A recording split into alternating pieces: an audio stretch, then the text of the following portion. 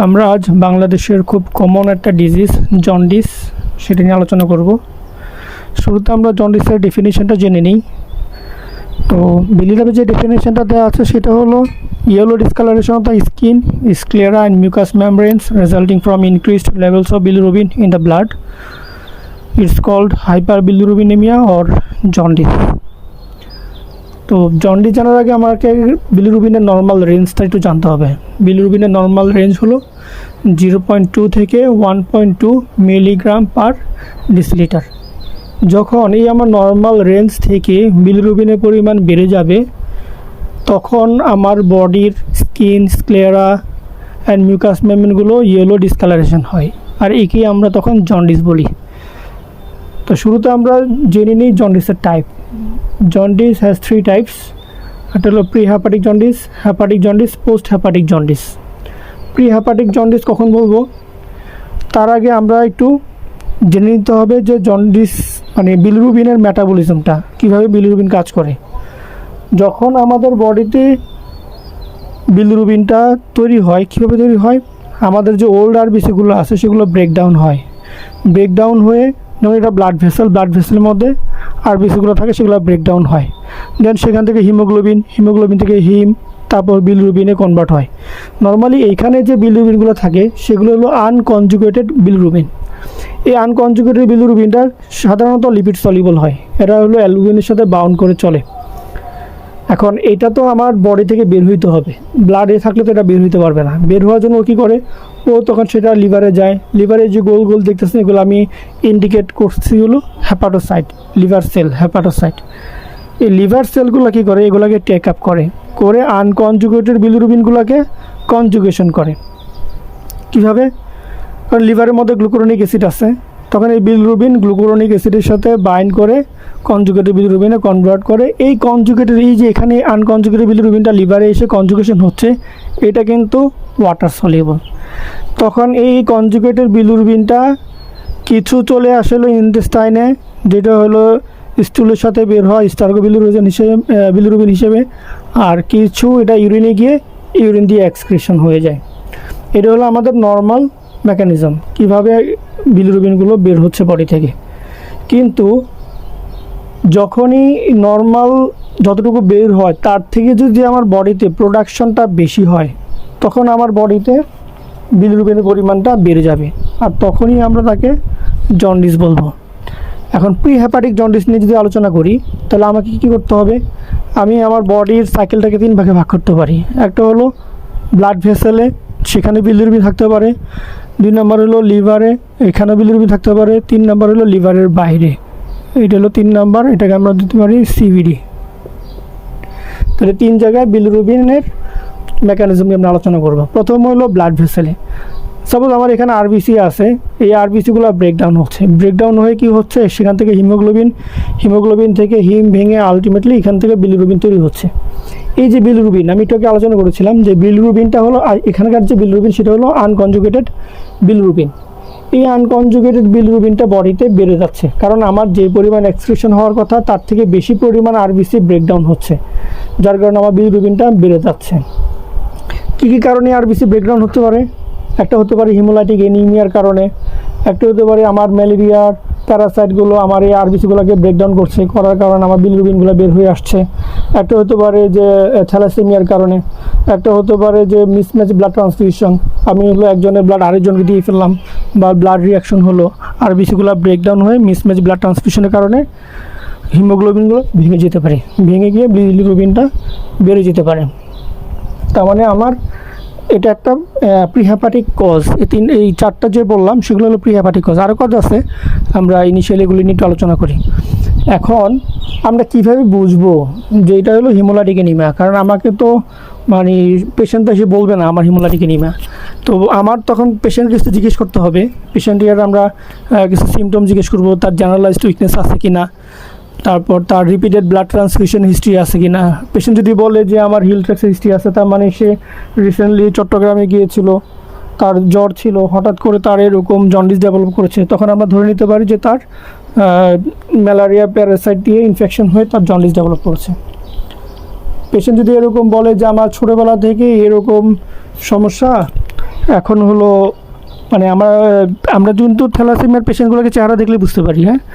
তো এছাড়াও তার বলবে যে আমার ছোটোবেলা থেকে এরকম, আমার শরীর অনেক দুর্বল থাকে, আমার পেটে একটা চাকা আছে, তারপর আমার শরীর অনেক দুর্বল, আমার কয়েকদিন পর ব্লাড নেওয়া লাগে, তার মানে তার রিপিটেড ব্লাড ট্রান্সফিউশনের একটা হিস্ট্রি থাকবে।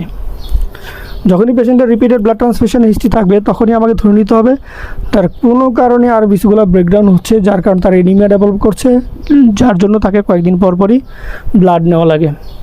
এখন এই পেশেন্টগুলোকে আমরা যদি ইনভেস্টিগেশন করি তাহলে আমরা কী পাবো? তার মানে প্রি হ্যাপাটিক মানে হলো আমার লিভারে ঢোকার আগেই যদি কোনো সমস্যা হয় এবং তার জন্য যদি জন্ডিস ডেভেলপ করে তাকে আমরা বলবো প্রি হ্যাপাটিক, মানে হ্যাপাটিকের আগে। তো ব্লাড টেস্ট আমি এখানে কিছু লিখে রেখেছি। 1 নম্বর হলো বিলিরুবিন। আমরা এই পেশেন্টের ক্ষেত্রে কোন ধরনের বিলিরুবিন পাবো? যেহেতু এটা প্রি হ্যাপাটিক, আমরা জানি নর্মালি ব্লাড ভেসেল আনকনজুগেটেড বিলিরুবিনটাই থাকে, যেটা কনজুগেশন হওয়ার জন্য লিভারে প্রবেশ করে তারপর কনজুগেশন হয়। এখন এখানে যেহেতু প্রি হ্যাপাটিক জন্ডিস, সুতরাং বোঝাই যাচ্ছে যে এখানে যে বিলিরুবিনটা বাড়বে সেটা হলো ইনডাইরেক্ট বিলিরুবিন বা আনকনজুগেটেড বিলিরুবিনটা রেস্ট হবে এবং ডিরেক্ট বিলিরুবিনটা নর্মাল থাকবে। কারণ হলো তার তো লিভারে ঢোকার আগেই তার বিলিরুবিনটা বেড়ে যাচ্ছে, সুতরাং তার যে বিলিরুবিনটা আমরা পাবো সেটা হলো আনকনজুগেটেড বিলিরুবিন, কারণ এটা তো কনজুগেশন হওয়ার সুযোগ নেই। আরবিসি এখানে ধরে না এটা হলো ব্লাড ভেসেল, এখানে আরবিসি ব্রেকডাউন হচ্ছে, আনকনজুগেটেড বিলিরুবিনগুলো তৈরি হচ্ছে, আমি আবার ব্লাড সিস্টেম সার্কুলেশন থেকে ব্লাড নিয়ে পরীক্ষা করলাম, করার পরে দেখবো যে বিলিরুবিন বেশি। কীরকম বিলিরুবিন? আনকনজুগেটেড বিলিরুবিন, কারণ এটা তো লিভারে ঢোকার এখনো সুযোগই পাইনি। তো প্রি হ্যাপাটিক জন্ডিসের ক্ষেত্রে আমরা কী পাবো? আমরা হলো ডিরেক্ট বিলিরুবিনটা নর্মাল পাবো আর ইনডাইরেক্ট বিলিরুবিন বা আনকনজুগেটেড বিলিরুবিনটা রেস্ট পাবো। এখন আমরা যদি দেখি যে এনজাইমগুলো আছে লিভার ফাংশন টেস্টের মধ্যে, একটা হলো অ্যালানিন অ্যামাইনো ট্রান্সফারেজ আর হলো অ্যাসপার্টেট অ্যামাইনো ট্রান্সফারেজ। সাধারণত এগুলো তৈরি হয় হলো হেপাটোসাইটে। তাহলে alanine amino transferase, aspartate amino transferase এগুলো তৈরি হয় হেপাটোসাইটে। যেহেতু এটা প্রি হ্যাপাটিক জন্ডিস, তার মানে তার লিভার পুরো ভালো, সুতরাং তার alanine amino transferase, aspartate amino transferase থাকবে নর্মাল, কারণ তার লিভার কোনো সমস্যা নেই। তারপর হলো অ্যালকালাইন ফসফেটেস। অ্যালকালাইন ফসফেটেস থাকে এই যে হেপাটোসাইটের সেল এবং সিবিডির সেল, এই সেলের মধ্যে থাকে হলো অ্যালকালাইন ফসফেটেস। যেহেতু তার প্রি হ্যাপাটিক জন্ডিস, তার লিভার ভালো, তার সিবিডি ভালো, সুতরাং তার অ্যালকালাইন ফসফেটেসটাও কি থাকবে? নর্মাল থাকবে। তারপর হলো প্রথমবিন টাইম। যেহেতু তার প্রি হ্যাপাটিক জন্ডিস, তার ক্লটিং ফ্যাক্টর তো কোনো অসুবিধা হওয়ার কথা না, লিভার ভালো, সুতরাং প্রয়োজন মতো ক্লটিং ফ্যাক্টর সিনথেসিস করতে পারতেছে, ওর কোনো সিবিডি ভালো, কোনো অবস্ট্রাকশন নাই, সুতরাং বিলিরুবিনগুলো আসতে পারতেছে, তার ভিটামিন কে অ্যাবজর্পশন হচ্ছে, সুতরাং প্রথমবিন টাইম প্রবলেম হওয়ার কোনো সুযোগ নেই। সুতরাং এখানে প্রথমবিন টাইমও আমরা নর্মাল পাবো।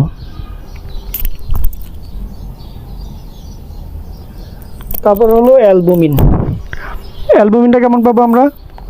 যেহেতু তার লিভার নর্মাল, সেক্ষেত্রে তার অ্যালবুমিন সিনথেসিসও নর্মাল হবে, অতএব আমরা এই ক্ষেত্রে অ্যালবুমিনটা নর্মাল পাবো। আর হলো গামা গ্লুটামেল ট্রান্সফারেজ, এটা সাধারণত তৈরি হয় লিভারে। যেহেতু হেপাটোসাইটে তৈরি হচ্ছে, এখানে হেপাটোসাইট নর্মাল, সিবিডি নর্মাল, সুতরাং গামা গ্লুটামেল ট্রান্সফারেজও এখানে নর্মাল থাকবে। এখন হলো হিমোগ্লোবিন পার্সেন্টেজ। হিমোগ্লোবিন পার্সেন্টেজ এবং রেটিকুলোসাইট, যেহেতু এখানে আরবিসি ব্রেকডাউন হচ্ছে, আরবিসি যদি ব্রেকডাউন হয় হিমোগ্লোবিনও ডিস্ট্রয় হচ্ছে, হিমোগ্লোবিন যদি ডিস্ট্রয় হয় তাহলে তার হিমোগ্লোবিন কী হবে? হিমোগ্লোবিন এখানে কমে যাবে, তাহলে হিমোগ্লোবিন কমে যাবে, রেটিকুলোসাইট কাউন্ট অল্টার হবে। তাহলে আমরা যদি দেখি তাহলে আমরা কী কী সমস্যা পাচ্ছি এই প্রি হ্যাপাটিক জন্ডিসে?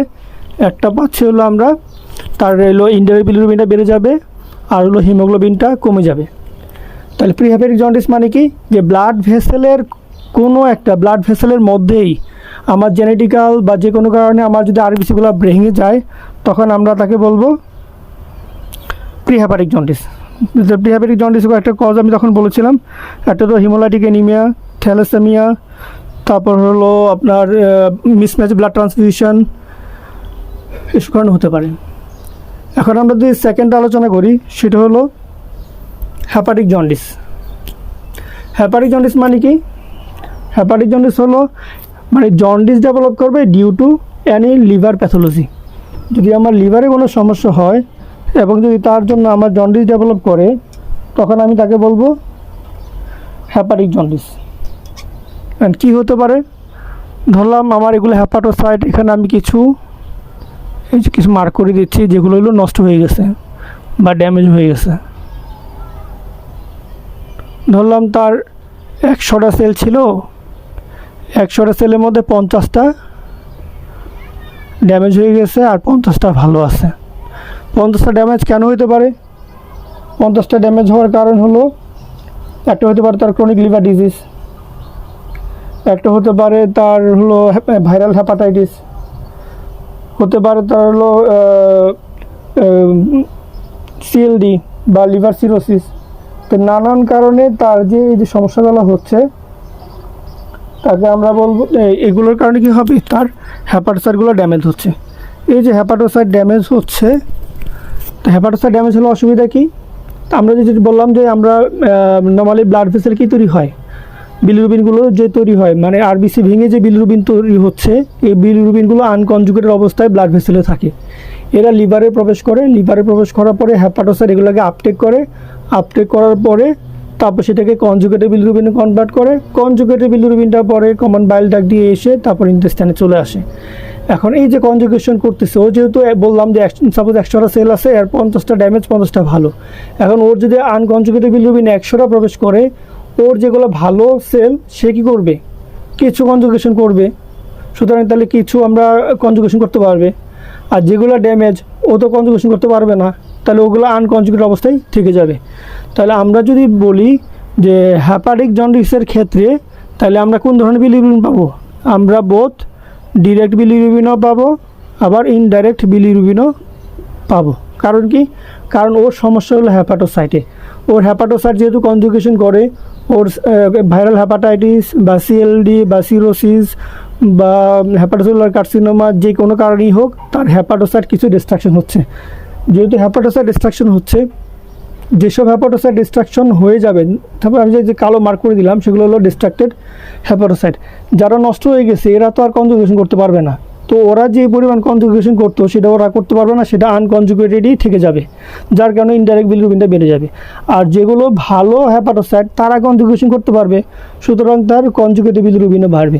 সুতরাং হ্যাপাটিক জন্ডিসের ক্ষেত্রে আমরা বোথ কনজুগেটেড আনকনজুগেটেড বিলিরুবিন দুইটাই আমরা রেস্ট পাবো। এখন যদি আমরা আসি তার লিভার এনজাইমগুলো কী হবে, আমরা একটু আগে বলেছিলাম যে alanine amino transferase, aspartate amino transferase, এরা তৈরি হয় হলো হ্যাপাটোসাইটে। এখন আমি যদি এখানে একটা হ্যাপাটোসাইট আঁকি, মানে একটা সেল এখানে নিয়ে আসলাম, আমি ধরলাম এগুলো হলো তার, এখানে তার হলো এএসটি আর এএলটি, অ্যালানিন অ্যামাইনো ট্রান্সফারেজ, আর হলো অ্যাসপার্টেট অ্যামাইনো ট্রান্সফারেজ। যখনই আমার হ্যাপাটোসাইট হবে তার মানে আমার সেল মেমব্রেন ড্যামেজ হবে। যখন সেল মেমব্রেন ড্যামেজ হবে তখন কি হবে, সেল থেকে এই এনজাইমগুলো বের হয়ে আসবে। যখন সেল থেকে এনজাইমগুলো বের হয়ে আসবে তখন এরা চলে যাবে কোথায়, সিস্টেমিক সার্কুলেশনে চলে যাবে। সিস্টেমিক সার্কুলেশন চলে যাবে, যখন ব্লাড ভেসেলে চলে যাবে, ব্লাড ভেসেলে আমি যখন ব্লাড টেস্ট করব তখন আমি দেখব তার অ্যালানিন অ্যামাইনো ট্রান্সফারেজ এবং অ্যাসপার্টেট অ্যামাইনো ট্রান্সফারেজ দুইটাই কি আমরা রেস্ট পাবো। এখন এই যদি আমি বলি যে এর মধ্যে কোনটা বেশি স্পেসিফিক, আমি বলবো যে অ্যালানিন অ্যামাইনো ট্রান্সফারেজটা বেশি স্পেসিফিক। কারণ এই অ্যালানিন অ্যামাইনো ট্রান্সফারেজ মেনলি তৈরি হয় লিভারে, মেনলি তৈরি হয় হ্যাপাটোসাইট বা লিভারে। কিন্তু অ্যাসপার্টেট অ্যামাইনো ট্রান্সফারেজ এরা হ্যাপাটোসাইটও যেমন তৈরি হয়, এছাড়াও এটা হলো কার্ডিয়াক মাসেলে তৈরি হতে পারে। সুতরাং যদি এমআইয়ের পেশেন্ট হয়, সুতরাং যদি একটা পেশেন্ট তোমার কাছে আসে যে এমআই নিয়ে, তার মানে অ্যাসপার্টেট অ্যামাইনো ট্রান্সফারেজ বাড়তে পারে। এটা হলো তোমার স্কেলিটাল মাসেলে থাকতে পারে, আর স্কেলিটাল মাসেল থেকেও আসে। যদি একটা পেশেন্টের মাসেল ইনজুরি থাকে, মাসেল ইনজুরি,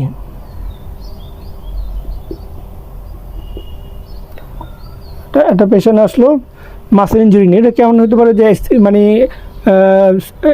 হেভি এক্সারসাইজ সে করলো, তাহলে হেভি, অথবা তাকে সে ঘন ধোলাই দিল তাকে, তাহলে এই ক্ষেত্রে স্কেলেটাল মাসেল ইনজুরি হবে। তখন মাসেল ইনজুরির কারণে তার অ্যাসপার্টেট অ্যামাইনো ট্রান্সফারেজটা বেড়ে যেতে পারে। এছাড়া কি এটা হলো কিডনি তো থাকে কিছু কিডনি, তার যদি একিআই ডেভেলপ করে বা কিডনি ইনজুরি থাকে, তারও কি অ্যাসপার্টেট অ্যামাইনো ট্রান্সফারেজ আসতে পারে। সুতরাং যদি একটা পেশেন্টের alanine amino transferase, aspartate amino transferase দুইটাই যদি রেস্ট হয়, তাহলে আমাকে এইটার দিকে মনোযোগ দিতে হবে যে অ্যালানিন অ্যামাইনো ট্রান্সফারেজটা বাড়ছে কিনা। এটা জন্ডিস নিয়ে আসলো, সাথে তার অ্যালানিন অ্যামাইনো ট্রান্সফারেজটা বেড়েছে, তার মানে আমি ধরে নিব যে এটা হ্যাপাটোসেলুলার কোনো একটা কজের কারণে এটা বাড়ছে, মানে হ্যাপাটিক জন্ডিস হতে পারে। কিন্তু যদি দেখি জন্ডিস সাথে তার অ্যাসপার্টেট অ্যামাইনো ট্রান্সফারেজটা বেশি, তাহলে কী ভাববো, তাহলে আমাকে কিন্তু অন্যগুলো এক্সক্লুড করতে হবে, মানে এটা প্রি হ্যাপাটিক কিনা এটা এক্সক্লুড করে নিতে হবে বা পোস্ট হ্যাপাটিক কিনা এক্সক্লুড করতে হবে, কারণ অ্যাসপারেটটা অনেক কারণেই বাড়ে।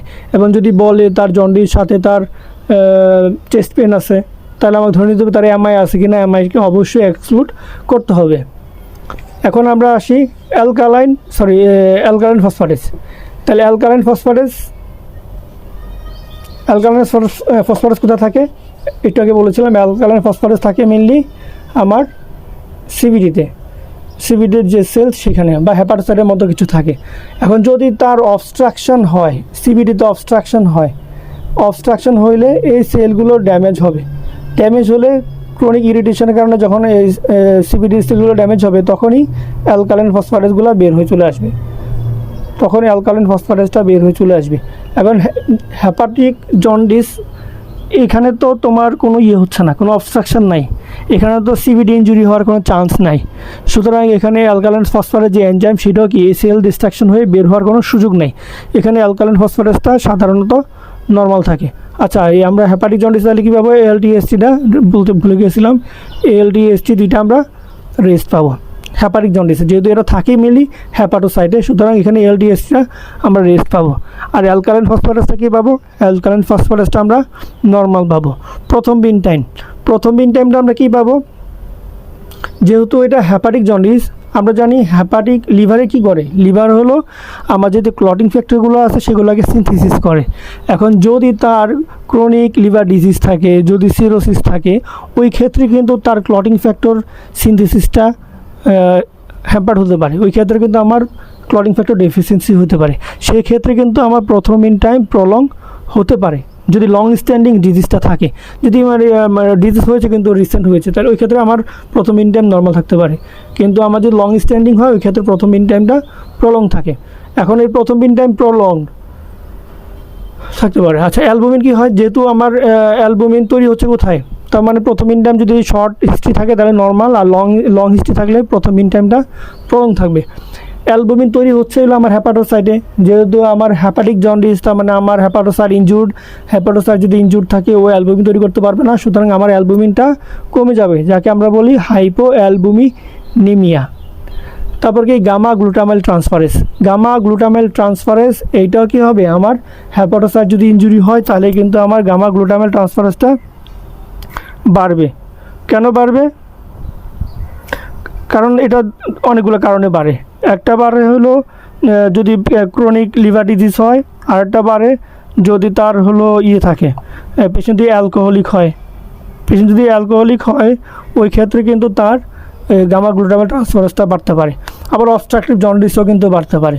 সুতরাং গামা গ্লুটামেল ট্রান্সফারেস বেশি থাকলেই যে এটা মানে অ্যালকোহলিক, এটা চিন্তা করা যাবে না। আমরা অনেকেই চিন্তা করি যে তার গামা গ্লুটামেল ট্রান্সফারেসটা বাড়ছে সুতরাং পেশেন্ট মনে হয় অ্যালকোহলিক, না, এটা ভাবা যাবে না। এটা যদি তার লিভার ইনজুরি থাকে অথবা তার যদি অবস্ট্রাকটিভ জন্ডিস থাকে, তখন কিন্তু আমার বিশেষ করে অবস্ট্রাকটিভ জন্ডিসে থাকলে কিন্তু আমার এটা বেড়ে যেতে পারে। কারণ অবস্ট্রাকটিভ জন্ডিস তো এটা সিভিল স্টোনের জন্য হতে পারে, কার্সিনোমা, এটা প্যানক্রিয়াসের জন্য হতে পারে, biliary স্ট্রাকচারের জন্য হতে পারে।